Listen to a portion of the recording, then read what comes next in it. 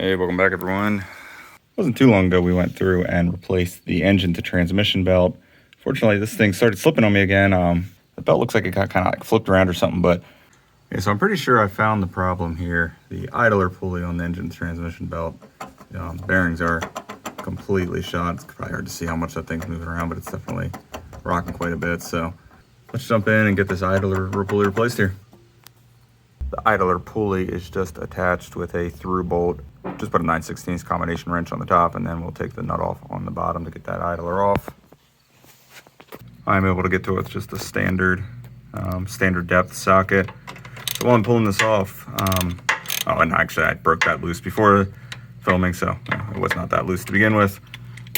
But while I'm filming here and pulling off this idler, I plan to do a whole bunch of projects on this tractor this winter. It's currently 2023, end of summer right now. I think this tractor was manufactured, if I remember correctly, I think it was manufactured in 97s. So there's a whole bunch of projects that have been piling up. So go ahead if you want to, and you're interested, go ahead down and subscribe to the channel. That way later on this winter, when I get to all those projects, you'll get notifications. And you also get to see all the other random stuff I'm working on. So yeah, if you want to go down and subscribe, so you'll see all that stuff. I'd appreciate that. I'm planning on doing some major repairs to the deck. That's pretty rough.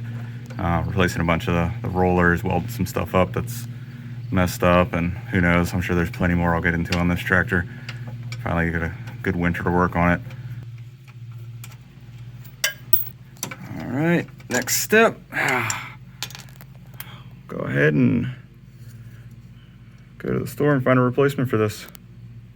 Yeah, so what you're looking for is the this 4.5-inch OD idler pulley here with the V style, not a flat pulley. This one supports our belt size, which is a 5L. So yep, pick this one up. It was about $30. It says made in USA, but then right here on the bearing it says China. So I guess they buy the bearings from China, and then maybe the steel is stamped together here in the USA. But yeah, I didn't notice that till after I bought it. That would have been yeah, because all the magic really happens with how long your bearing lasts. So a little disappointed, but hey, it'll do and get me back mowing grass. So save the original bushing that's in here. So this bushing will fit right in from the old idler into the new one. That bushing is 5/8 OD. Next it down to a 3/8 to support a 3/8 bolt.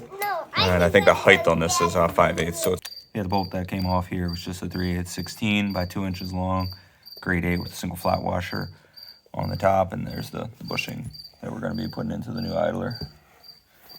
Need help? I'm just going to put a little bit of anti-seize on this bushing and on the bolt. Not for these pieces shouldn't be like moving relative to one another, but I just don't want it to get rusted and seized in place. Should I ever need to take this apart? What do you need to fix that?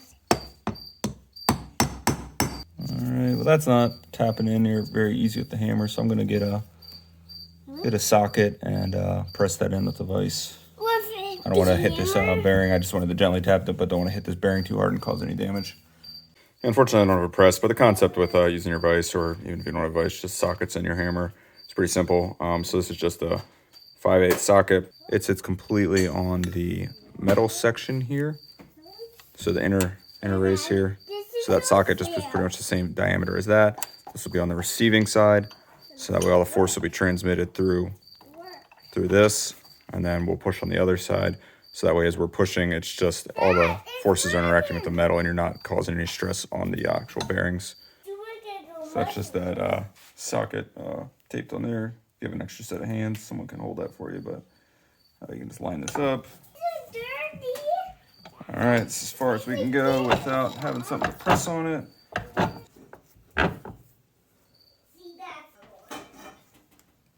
All right, so that's tight.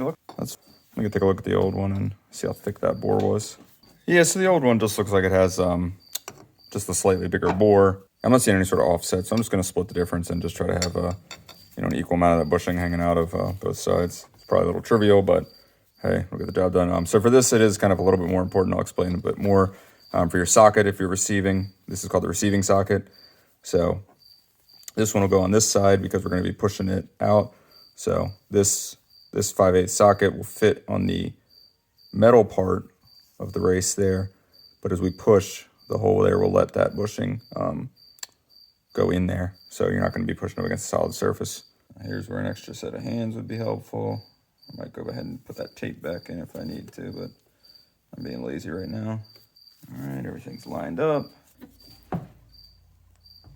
Here's a close-up of what I got going on here. You can see the bushing at about, I think that's going to be where it's going to finally land. It's just a adapter, just a piece of steel to push. And then over here, that's my receiving socket. So that piece should be sticking into that socket about 1/16 of an inch. So let's take it apart and see what we got.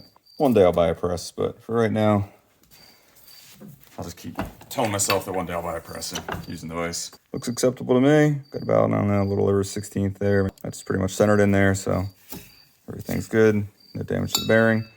Go ahead and keep going. Yeah, so we're just gonna clean off some of the rust on the old bolt here. Got a helper with the wire brush. Taking that off. Yep, just keep going, get all the rust off as much as you can. Yep, and then we're just gonna put a very light coat of anti-seize on there. That'll just help keep the rust down. Yep, and that'll just help should we ever need to take this apart. Minimize the rust coming back. It does, yeah. All right, so looking down between the engine and the transmission frame here, we're just gonna take that bolt that we got cleaned up with anti-seize, just drop it right down there. I got a wrench. You probably see it in the shot. I got a wrench already sitting up there, wedged up against the engine. No, I don't need gloves. Can you hand me the new pulley, please? What do you hold it? The new silver one, the one we bought at the tractor store yesterday.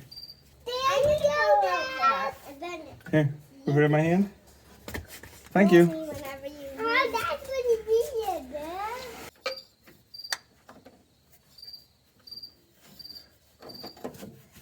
Dad. All right, and at the bottom, it's just a flat washer, and the castle nut, or excuse me, the flange nut goes back on. All right. Do you need this now, Dad? I do need that now. All right. All right. What are you doing? Just gonna tighten this up. I'm not gonna go insanely tight. All right, we'll call that good. All right, and that covers the replacement of this idler pulley here for the transmission drive belt.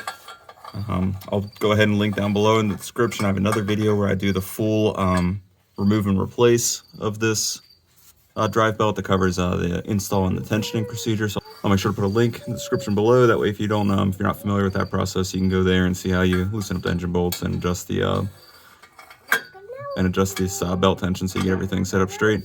So we're almost done here. I'll just get this finished up to install and I'll do a quick test drive.